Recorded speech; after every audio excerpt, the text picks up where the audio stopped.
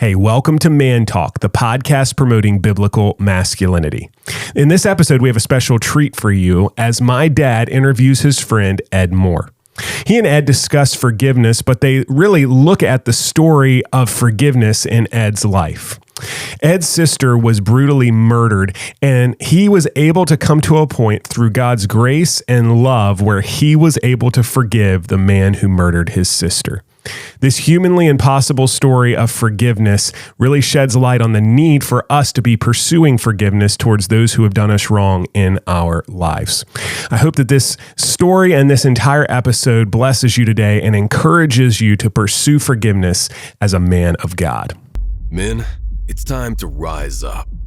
You're called to lead with courage, labor with purpose, and love sacrificially like Jesus. The world needs men of action, warriors who advance, not retreat. Now is the time to stand firm in faith, be the man God has designed you to be, and make an impact for the kingdom.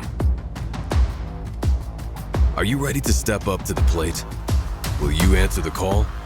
This is Man Talk, the podcast promoting biblical masculinity. Hey, welcome into Man Talk. I'm privileged today to have my good friend Ed Mohr with us, and we're going to be talking about the subject of forgiveness. Brother Mohr and his family had to go through a tragedy, the murder of his sister and family member, and we're going to be talking about that. But before we get around to talking about this issue, this important issue of forgiveness, I want you to meet Ed Mohr. Brother Mohr, tell us something about yourself and maybe how we got acquainted. Okay, well, wife and I, we been in pastoral ministries for, 50 years. We've been in the ministry for about 55 altogether. We're still doing some ministry now, but we, 4 years in Florida, 8 years in Alabama, and then 38 years in pastoring my home church back in Shelbyville, Indiana. What an honor it was to go back home. And but we're living now in Northwest Ohio, close to our grandkids, and just enjoying ourselves. Well, you and I met 43 years ago. I did the math just a moment ago. Wow. Fall of 1982, you came and conducted a weekend meeting, you and a guest. It was great, wasn't it? Oh, my. Yeah. What did you think? Well, after having a near cardiac arrest, getting my composure when you and your guest singer pulled up in our church parking lot, my wife thought for sure that we had people wanting rent for another family coming through the area wanting some help. And when you guys popped out, and you just didn't fit the bill of a good, independent, fundamental, premillennial hellfire preacher that I was used to, and you looked more like you guys just came from Woodstock, and had your hippie clothes on. Oh, come on now. Had a little beanie hat going there, and had a T-shirt, and had your jeans, and then you had on those sandals, which the only people who wore sandals in those days were the guys out in California, the Jesus Revolution. That's what they wore. That was their trademark. I thought, do I have one of these guys that came out of Liberty? I heard about Liberty. Liberty was not on the radar at that time with us BBF guys, but anyway. So anyway, but I took a risk, and and here I am 43 years later, sitting here with my dear friend Harold Vaughn. It turned out okay.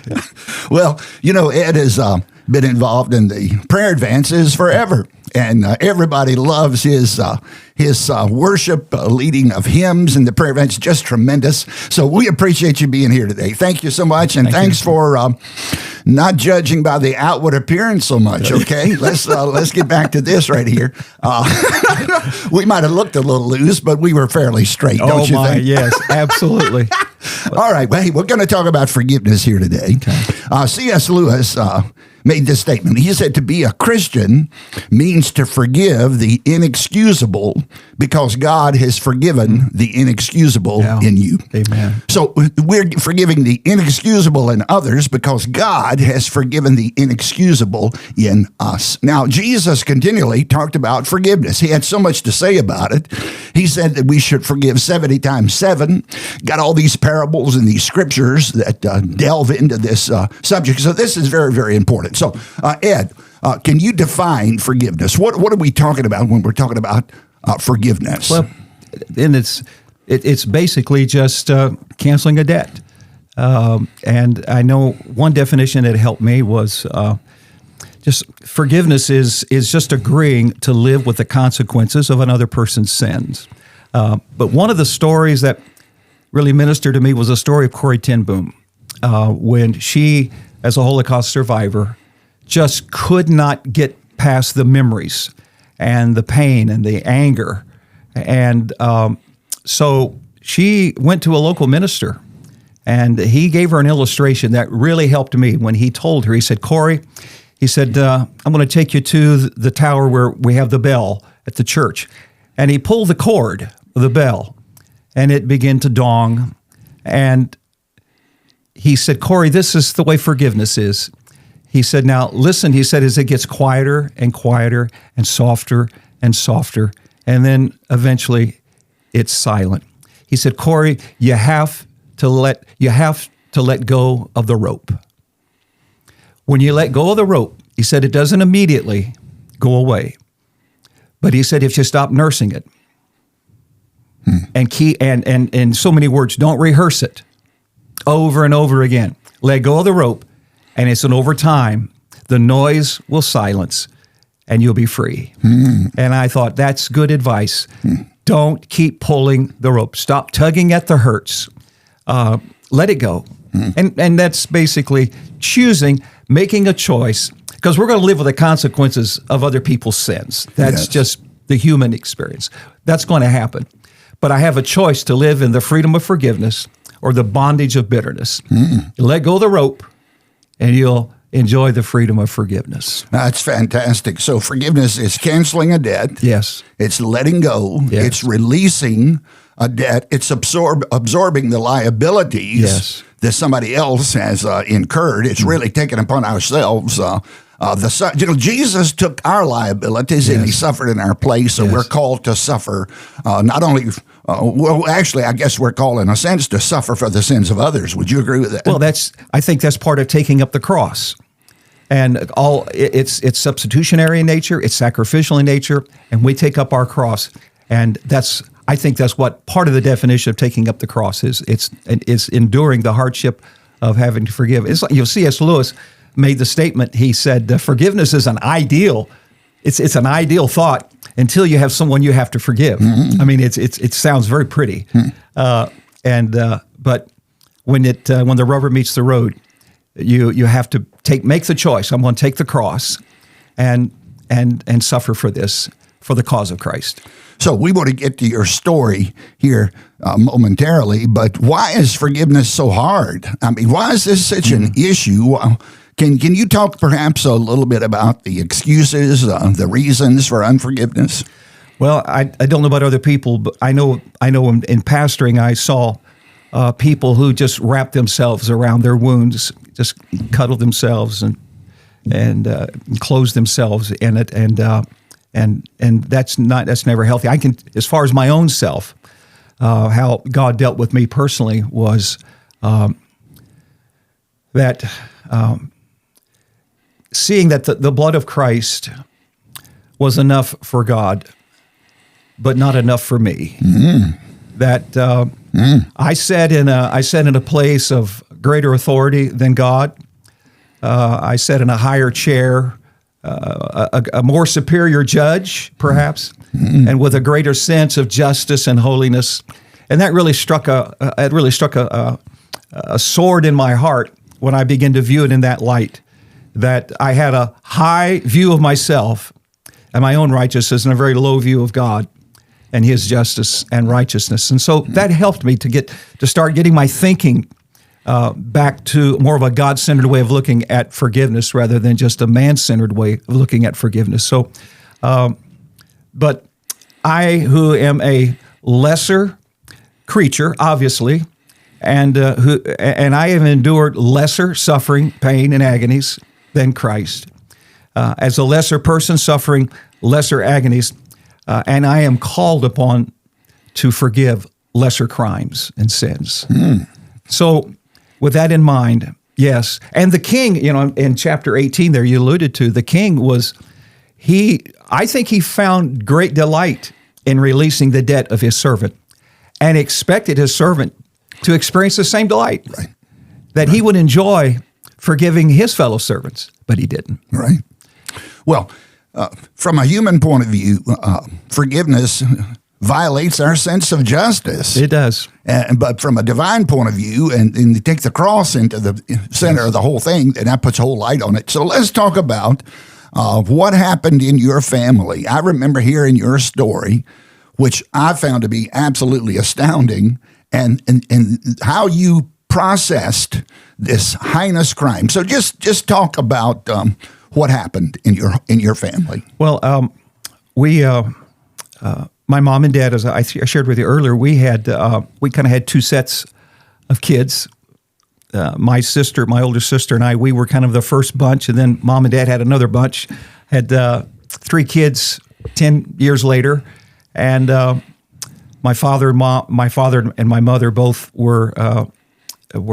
My mom was mentally handicapped in the sense that my dad was physically handicapped. He had a lot of challenges physically, had a tough time with work and so forth. But my older sister and I, we basically raised the 3 younger. We stepped into that role as being a parent. Didn't do it consciously. It just kind of happened that way. But my youngest sister decided to move out. She was 19. She decided to move from home. She had a good job in Indianapolis and moved in with a friend, and against my dad's best wishes, but she did. And when during the holiday, I think it was Memorial Day weekend, a gentleman happened to see her alone at the side of her friend's house, and her friend was not there, and he scoped it out well. And he took a gun, and he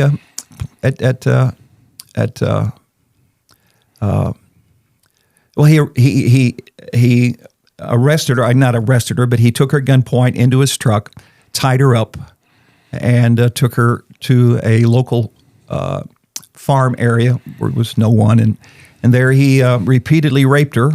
And then he shot her a couple of times. He hit her in the back of the head and in the heart. And then he drug her behind this barn and let her lay there for, we appeared about 7 or 8 days. Someone finally found her. It's hardly recognizable. Closed casket, obviously. Tough thing to work through. And to walk through that with my family, to see the agony of my dad, and all my family, my sister as well. It was really tough. Harold, we had 2 issues. Not so much my other family members, my siblings, but myself. I had to deal with 2 issues. Not only forgiving Richard, but also having to deal with the state of Indiana. The courts. This trial got moved to 4 different locations. It was moved 4 times until they finally got the judge they wanted. They got a judge that was very liberal, very anti. Indiana at that time did not have capital punishment. They were really huge into just smacking the hand and letting people go. Welcome to the USA. Yes. So Indiana's not that way now, but it was then, 20 plus years ago, 30 years ago. So walking through that process over time, the Lord really smote my heart. It was on an Easter, and it was late at night. I was mulling over my notes. I was in a room by myself. Joan had gone to bed and just doing some last-minute prepping. For Sunday morning. Yes, for Sunday morning, yes. And that morning I was preaching on the thief on the cross, and I couldn't get through my notes, and I had to get to my knees. And I just asked God to forgive me for how much bitterness I had held toward this man, because I had the picture in my mind that if the thief on the cross had walked in the back doors of the church, our church, I would have, with open arms, received him. And I may have even asked him to come to the platform and tell us what it was like to move from the cross into paradise and to have breakfast in jail and then have supper with Jesus that night. What would that have been like? I would have embraced him. I would have had him be the message for the morning. But I would never have ever accepted that murderer. And he murdered people. He hurt people. hurt a lot of people, those malefactors. They didn't just steal a few items. They were called thieves, but they were murderers as well. And but the thing is, he didn't murder anybody in my family. He didn't hurt my dad. He didn't hurt my family. He didn't kill my sister, but he did other people. So what am I going to do with that? How am I going to deal with? And yet I thought, but Father, this was such a dishonor. It was such a an offense to my dad. He hurt so bad, and I feel like I would be doing an unworthy act to forgive him, and it would be a dishonor to my own dad and to my sister, that her blood was not worth anything, her sufferings. And then God just reminded me, but my offense was greater, son, and my son's blood was of greater value than your sister's. So you chose to forgive Yes. the man who raped and murdered your sister. Yes. So tell us, how did you release that debt? How did that happen? Then after that experience that night, that Saturday night, I then began to prepare to reach out to him. He was in a state penitentiary there in northern part of Indiana. I was not given access to actually go see him, but I was able to sit down and write him a letter and expressing to him what God had really broken into my heart, and I just reached out to him that to love an enemy. Who better prepared to love an enemy than to have an enemy who has hurt you and wounded you deeply? It better qualifies you to do good to those who have despitefully used you and hurt you. So I felt I was best qualified to do that, to fulfill Matthew 5:44. So I wrote him a letter and sent him some literature. Never heard back from him, but was able to walk free from that. And then the next challenge was just a few years later to know that they had set him free. And How long? He's been free for 22 years now. He's been out for 22 years. You've never heard from him? No. He moved to Pennsylvania, and because of what happened at the time, he didn't have to register as a sex offender. He didn't have to carry that, and he came from a very respectable family. A family of wealth. He was a pharmacist. He was a real estate agent. He was very well known. His brother was an all-state basketball player, so they had a lot of clout in Indianapolis. We didn't know him. He was just he had an addiction to girls between 19 and 20. My sister was like the fourth girl that he had raped, but she was the only one he murdered, and we never knew why. And it's just something we and knowing why is not going to change anything. So we can't comprehend people's motives. No. I don't understand the court system. We're trying to find out why they did it. It doesn't make a difference why they did it. If they've committed a crime Yes. and violated Yes. the law, Yeah. the reason why, to me, makes no difference. But anyhow, it's all going to be sorted out at the judgment seat. Well, but here in the meantime, you and your family had to deal with this horrific, traumatic event. So, Brother Ed, if you had not forgiven this man, what would be the consequences to you? What would be the repercussions to you, mentally, spiritually, physically? Well, from that Easter Sunday morning, I had a tremendous amount of freedom because I'd forgiven him. I felt that I would had to close my Bible, honestly, not to be dramatic or embellishing this.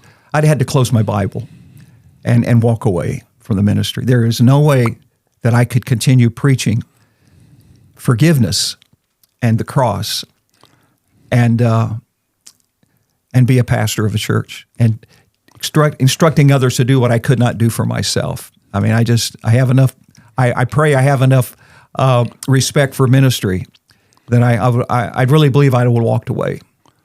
Right. I would not be able to continue until I was able to get counseling and get help, take a sabbatical, take a leave of absence until this matter was resolved. Right. And the whole matter with Indiana, how I resolved this, the issue with the state of Indiana, was going through the book of 2 Peter, where Peter dealt with this whole issue of vindication. And Jesus, the Father, has not yet vindicated Christ. It's been 2,000 years, and his blood is yet to be vindicated, but it will be. Vengeance is mine, saith the Lord. Paul wrote to the book of, Ultimate justice. Ultimate justice. And so if he has waited this long, I'm going to wait.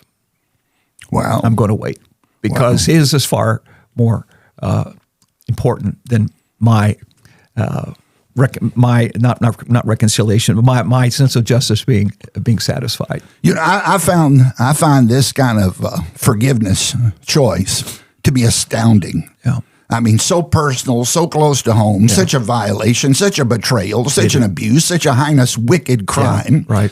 Well, forgiveness happens at a point in time, but that forgiveness has to be reaffirmed over and over. Yes. So what's a little bit perhaps about the process of walking through the aftermath once you've chosen to release the debt? Some of the things that happened along the way in this process of walking and maintaining forgiveness. I think it's critical to keep the mind renewed and keeping our affections on things above and keeping our, the old song, Jesus, keep me near the cross, there the precious fountain. If you don't live there, you're not going to survive if you have these kind of wounds in your life. And everybody's going to be wounded to some degree going through life. It's a thorny path. But, Christ shed tears for those who shed his blood.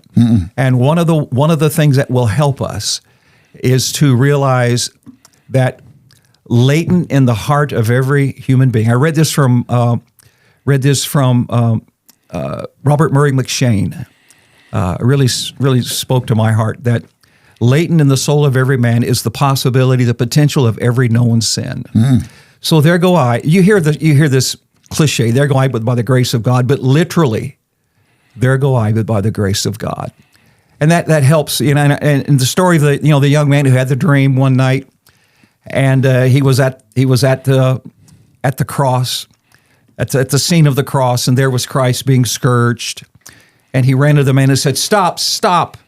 And the man turned, who was beating him. The soldier turned, and it was his own face.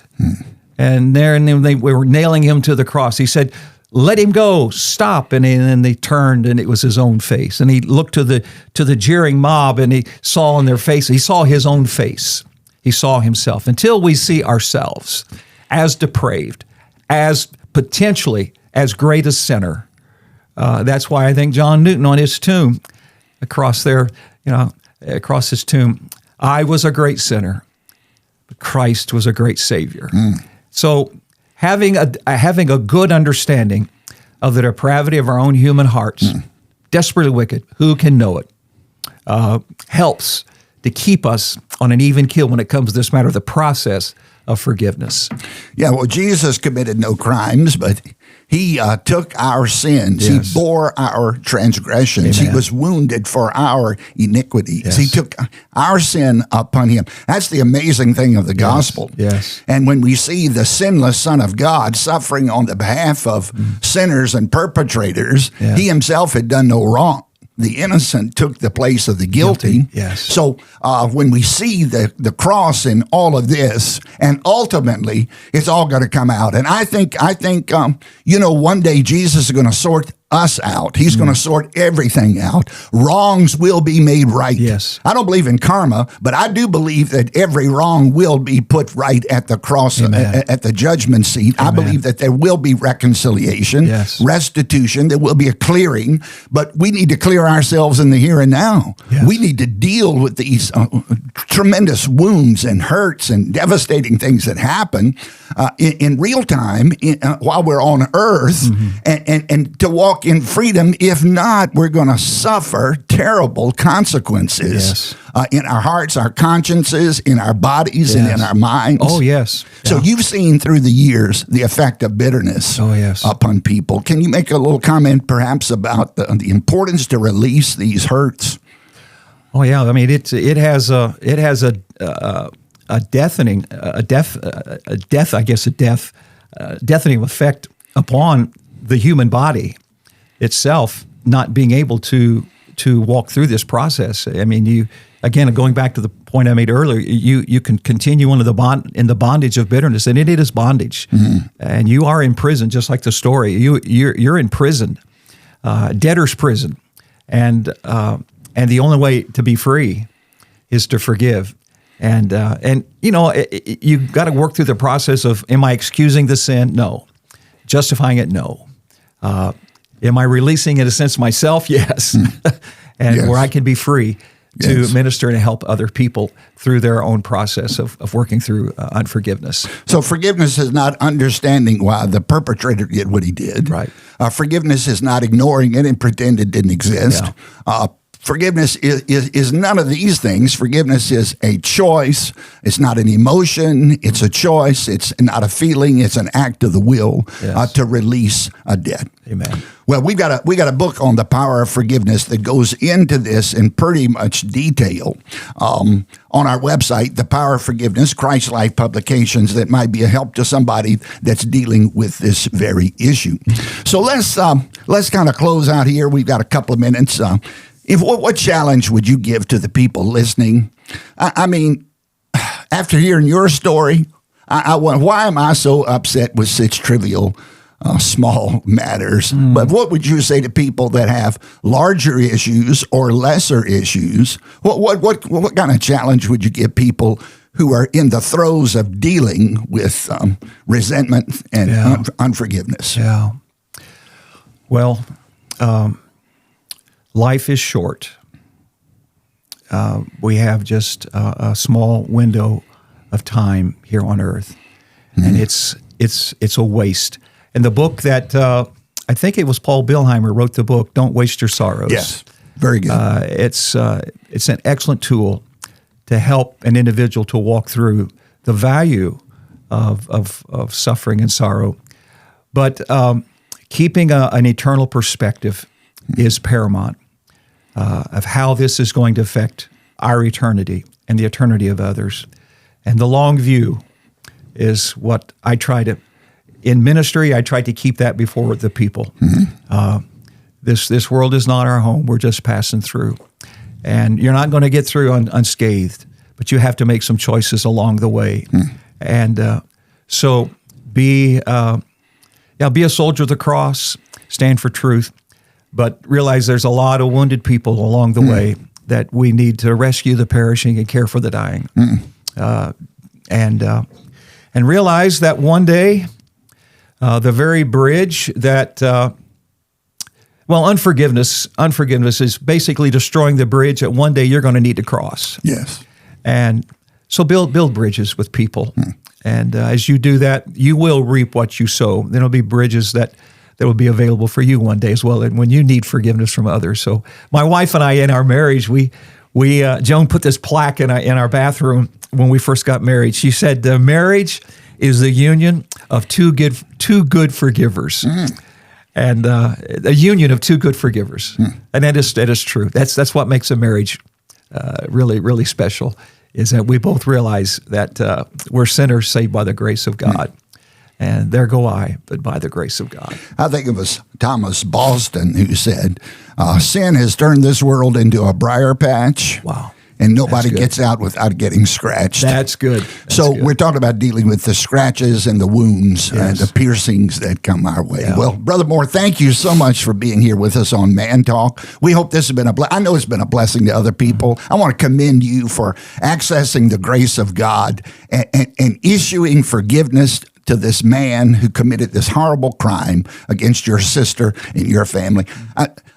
Corey Ten Boom, your story, other people, all of these things, absolutely tremendous. What an example. Thank you for working through this. And hey, thank you for being with us here on Man Talk today. We appreciate it. Trust us to be a help and a blessing to you. Wow, what a story of forgiveness that was. Really, what a call to action that we as men ought to be forgiving others just like Jesus has forgiven us. Well, be sure to be following us on social media, X, Instagram, or Facebook, at Man Talk Pod, at Man Talk Podcast, and that will keep you up to date with all the news for the show. And go onto YouTube, hit the subscribe button, and click the notification bell so that you can know when new content is coming out. And as always, a big thank you to our production partner, VCY TV, out of Milwaukee, Wisconsin, for all they've done to make this show a success. Well, we can't wait to be with you back here again for another episode, and it's going to be awesome. So make sure you stay tuned, and we'll see you then.